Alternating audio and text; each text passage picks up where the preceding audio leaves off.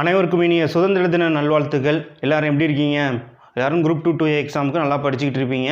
So இந்த வீடியோவில் நம்ம என்ன பார்க்க போகிறோம்னா, இந்த லாஸ்ட் 30 நாளில் நம்ம எப்படி படிக்கணும் அப்படின்னு சொல்லி தான் நம்ம பார்க்க போகிறோம்.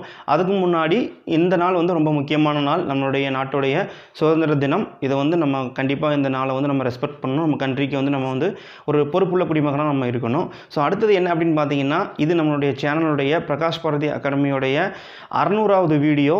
இந்த 600 வீடியோ வரைக்கும் நீங்கள் ரொம்ப சப்போர்ட் பண்ணியிருப்பீங்க. நிறைய பேர் ரொம்ப சப்போர்ட்ஃபுல்லாக இருந்தாங்க. ஸோ அவங்க எல்லாருக்கும் என்னுடைய நன்றியை தெரிவித்துக் கொள்கிறேன். ஸோ இன்றைக்கி நம்ம என்ன பார்க்க போகிறோம், இந்த இருக்கக்கூடிய 30 நாள் நம்ம எஃபிஷியண்ட்டாக எப்படி யூஸ் பண்ணுறது, அதுதான் என்ன பண்ணணும். ஏன் இந்த 30 நாள் ரொம்ப முக்கியம் அப்படின்னு நம்ம சொல்கிறோம்னா, எவ்வளோ தான் நீங்கள் படிச்சிருந்தாலும் இந்த லாஸ்ட் 30 டேஸ் இதில் நீங்கள் எவ்வளோக்கு எவ்வளோ நீங்கள் எஃபோர்ட் போடுறீங்களோ அதுதான் எக்ஸாமில் ரிஃப்ளெக்ட் ஆகும். இந்த 30 நாள் நீங்கள் கரெக்டாக பயன்படுத்தலைன்னா அது உங்களுக்கு பின்னாடி போய் முடிஞ்சிடும். ஸோ இப்போ நம்ம என்ன பண்ண போகிறோம் அப்படின்னு பார்க்கும்பொழுது, ஃபஸ்ட்டு நீங்கள் என்ன பண்ணுங்கன்னா, லாங்குவேஜில் நல்லா தரவு பண்ணிக்கோங்க. ஃபஸ்ட்டு நமக்கு 100 கொஸ்டின் லாங்குவேஜில் கேட்குறாங்க. நீங்கள் தமிழ்னாலும் சரி, இங்கிலீஷ்னாலும் சரி. ஸோ இங்கிலீஷ் அப்படின்னு பார்த்தீங்கன்னா, ஜென்ரல் இங்கிலீஷ் நீங்கள் படிக்கிறீங்கன்னு சொன்னால் நீங்கள் சிலபஸ் தரவாக இருங்க. சிலபஸில் இருக்கக்கூடிய போயம், ப்ரோஸ், அப்புறம் பார்த்தீங்கன்னா பயோகிராஃபி. ஸோ இதில் நீங்கள் தரவாக இருக்கணும். அதுக்கப்புறம் கிராமர் ரொம்ப முக்கியமானது. ஸோ கிராமர் நிறைய பேர் 10th வரைக்கும் தான் பார்க்குறாங்க. 11th 12th பார்த்து வச்சுக்கோங்க, அதுலேருந்து கேட்பாங்க. கிராமர் ரொம்ப ரொம்ப முக்கியமானது. மற்றபடி நீங்கள் என்ன பண்ணுங்கன்னா, ஸ்கூல் புக்கில் இருக்கக்கூடிய லெசன் போயம், ப்ரோஸ் சிலபஸில் உள்ளதை மட்டும் நீங்கள் பார்த்துக்கிட்டா போதும். பொது தமிழை பொறுத்த வரைக்கும் ஆல்ரெடி நீங்கள் படிச்சிருப்பீங்க. அது நம்ம 6th to 10th ஃபுல்லாக படிக்கணும். 11th 12th செலக்டிவாக படிச்சிருப்பீங்க. ஸோ என்ன பண்ணுங்கன்னா, இப்போ ஒரு நாளைக்கு நீங்கள் படிக்கக்கூடிய டைமில் இப்போ ஒரு எக்ஸாம்பிளுக்கு 8 hours படிக்கிறீங்கன்னா, ஒரு 4 ஹவர்ஸ்க்கு மேலே என்ன பண்ணுங்கன்னா, லாங்குவேஜுக்கு இம்பார்ட்டன்ஸ் கொடுங்க. ஸோ அது ரொம்ப ரொம்ப முக்கியம். லாங்குவேஜுக்கு நீங்கள் அதிக இம்பார்ட்டன்ஸ் கொடுக்கணும். கண்டிப்பாக லாங்குவேஜில் 95+ நீங்கள் ஸ்கோர் பண்ணிங்கன்னா உங்களுக்கு ப்ரிலிம்ஸ் கிளியர் ஆகிறதுக்கு அதிக வாய்ப்புகள் இருக்குது. ஸோ அதனால் லாங்குவேஜ் ரொம்ப ரொம்ப முக்கியம். அடுத்தது என்ன பண்ணணும் அப்படின்னு பார்த்தீங்கன்னா, ஆப்டிடியூட். நிறைய பேர் பண்ணக்கூடிய மிஸ்டேக்கு, மேக்ஸ் எனக்கு வராதுன்னு சொல்லிட்டு இருப்பாங்க. அந்த மிஸ்டேக் பண்ணாதீங்க. School book plus previous year question. இப்போலாம் பார்த்தீங்கன்னா லாஸ்ட் குரூப் 1 அப்புறம் குரூப் 4 பார்த்தீங்கன்னா கொஞ்சம் கான்செப்ட்ஸுவலாக கொஸ்டின் கேட்குறாங்க. ஸோ அப்போ முன்னாடி நிறைய ஆஸ்பிரண்ட் என்ன பண்ணுவாங்கன்னா, அதை மனப்பாடம் பண்ணிட்டு போயிடுவாங்க. ஸோ அப்படி பண்ணுறது இப்போ ஒர்க் அவுட் ஆகாது. நீங்கள் நல்லா சால்வ் பண்ணி கான்செப்ட் நல்லா புரிஞ்சுக்கோங்க. டெய்லி ஒரு 1 hourலேருந்து 1.5 மணி நேரம் நீங்கள் எதுக்கு கொடுங்கன்னா, ஆப்டிடியூடு கொடுங்க.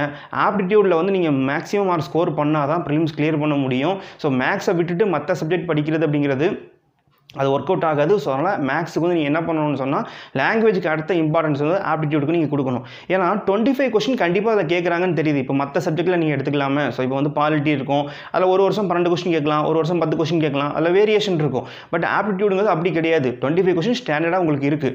அப்போ 25 கொஸ்டின் கேட்குற இடத்துல அதில் நம்ம இங்கே சாய்ஸே எடுத்துக்கக்கூடாது.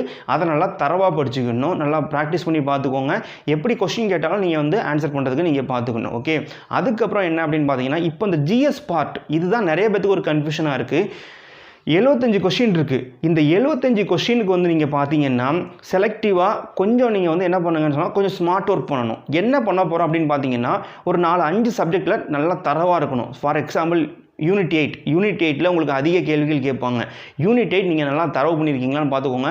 மினிமமாக இந்த எக்ஸாம் எழுதுறதுக்கு முன்னாடி ஒரு 3 டைம் நீங்கள் ஃபுல்லாக யூனிட் 8 ரிவிஷன் பண்ணியிருக்கணும். எல்லா சப்ஜெக்ட்டையும் அதே மாதிரி தான்.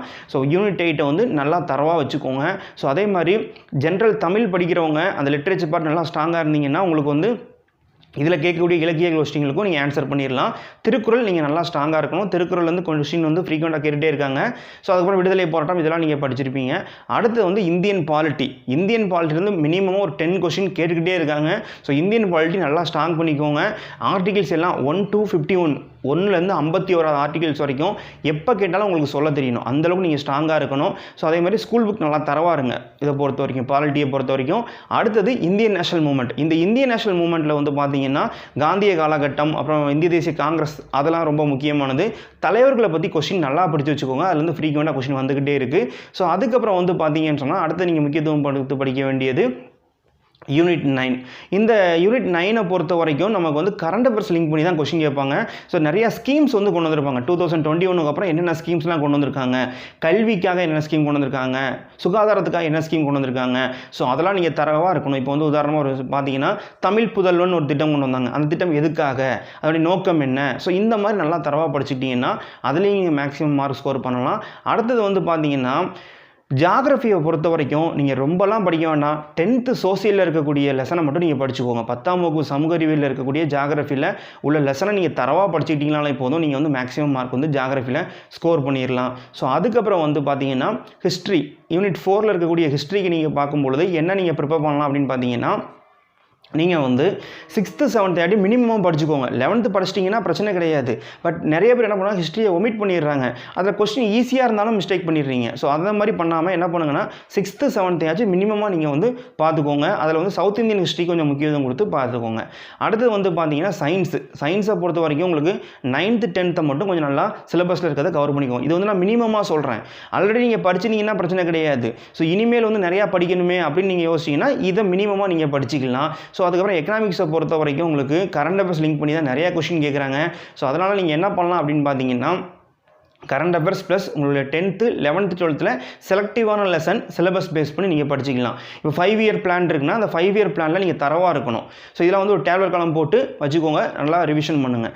ஓகே, ஸோ இப்போ வந்து நீங்கள் இதை தான் வந்து பேசிக்காக பார்க்க வேண்டியது. நான் ஜிஎஸ்ஸை மட்டும் ஒரு டைம் ரிப்பீட் பண்ணுறேன். என்ன அப்படின்னு பார்த்தீங்கன்னா, ஃபஸ்ட்டு நீங்கள் படிக்க வேண்டியது யூனிட் 8, அதுக்கப்புறம் வந்து பார்த்தீங்கன்னா இந்தியன் பாலிட்டி, அதுக்கப்புறம் இந்தியன் நேஷனல் மூவ்மெண்ட் யூனிட் 9, அதுக்கப்புறம் நீங்கள் வந்து ஜியாகிரஃபியில் 10th மட்டும் படிக்கிறீங்க. இந்த 10th சோசியல் சயின்ஸு ரொம்ப ரொம்ப முக்கியம். நீங்கள் 10ஆம் வகுப்பு சமூக அறிவியல் புக்கை நல்லா படிச்சுக்கோங்க. அது ஹிஸ்ட்ரியாக இருந்தாலும் சரி, ஹிஸ்ட்ரியில் வந்து பார்த்தீங்கன்னா 5வது லெசன்லேருந்து 10வது லெசன் வரைக்கும். அதுக்கப்புறம் வந்து பார்த்தீங்கன்னா குடிமையில் ஃபஸ்ட்டு 3 லெசன் ரொம்ப ரொம்ப முக்கியமானது. ஸோ அதுக்கப்புறம் வந்து பார்த்தீங்கன்னா ஜியாகிரஃபியில் இருக்கக்கூடிய எல்லா லெசனுமே ரொம்ப முக்கியம்.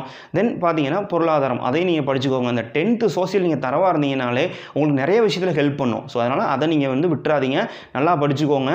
ஸோ இதுக்கப்புறம் இந்த 1 மந்தில் என்னென்ன பிரச்சனைகள் வரும் அப்படின்னு பார்த்தீங்கன்னா, நார்மலாக இந்த 1 மந்தில் தான் படித்தது எல்லாம் மறந்த மாதிரி இருக்கும். அது எல்லாத்துக்குமே காமன் தாங்க. எல்லா ஆஸ்பிரண்ட்டுக்கும் படித்ததெல்லாம் மறக்கிற மாதிரி இருக்கிறது காமனான ஃபினாமினன் தான். ஸோ அதை பற்றி நீங்கள் ஒரி பண்ண வேண்டாம். படித்தவங்க எல்லாத்துக்குமே மறந்து போகிறது ஒன்றும் ப்ராப்ளமே இருக்காது. ஓகே, ஸோ அதை பற்றி நீங்கள் ஒரி பண்ண வேண்டாம். தென் அடுத்து என்னென்னா, தேவையில்லாமல் ரிசல்ட்டை நினச்சி பயப்படுறது. ஸோ அதாவது எக்ஸாம் எப்படி இது நடக்கும், கிடைக்குமா கிடைக்காதா, நீங்கள் வந்து 100% உங்களுடைய எஃபோர்ட்டை போட்டுருங்க. ஸோ அதுக்கப்புறம் வர்றது பார்த்துக்கலாம். ரிசல்ட்டை பற்றி நீங்கள் ஒரி பண்ணாதீங்க. உங்களுடைய எஃபோர்ட் நீங்கள் 100% கொடுக்குறீங்களா, அதுதான் ரொம்ப ரொம்ப முக்கியம். நம்ம 100% எஃபோர்ட் கொடுக்காம ரிசல்ட்டை பார்த்து யோசிச்சு பிரயோஜனமே கிடையாது. ஓகே, ஸோ அதுக்கப்புறம் ஹெல்த் நல்லா பார்த்துக்கோங்க. இந்த டைம் வந்து ஹெல்த் வந்து அஃபெக்ட் ஆகிறதுக்கு வாய்ப்புகள் நிறைய பேர் சரியாக தூங்காமல் இருப்பாங்க. அப்படிலாம் இல்லை, கொஞ்சம் ஒரு 6 to 7 hours நல்லா தூங்கிடுங்க. சாப்பாடும் நல்லா ஹெல்த்தியாக சாப்பிடுங்க, நல்லா ஃப்ரூட்ஸ்லாம் எடுத்துக்கோங்க. ஸோ ஹெல்த் ரொம்ப ரொம்ப முக்கியம். ஸோ இது நீங்கள் ரெகுலராக ஃபாலோ பண்ணிகிட்டே வாங்க. கான்ஃபிடென்ட்டாக இருங்க, அதுதான் ரொம்ப முக்கியம். எந்த அளவுக்கு நம்ம வந்து எக்ஸாமில் வின் பண்ணணும் அப்படின்னு பார்த்தீங்கன்னா, உங்களுக்கு வந்து கான்ஃபிடென்ட் வேணும். எக்காரணத்தை கொண்டும் நெவர் லூஸ் தி கான்ஃபிடென்ட். நம்பிக்கையை மட்டும் விட்டுறாதீங்க. நம்பிக்கை வந்து உங்களை கண்டிப்பாக ஜெயிக்க வைக்கும். ஓகே, ஸோ நல்லா படிங்க, உங்களுக்கு யூஸ்ஃபுல்லாக இருக்கும்.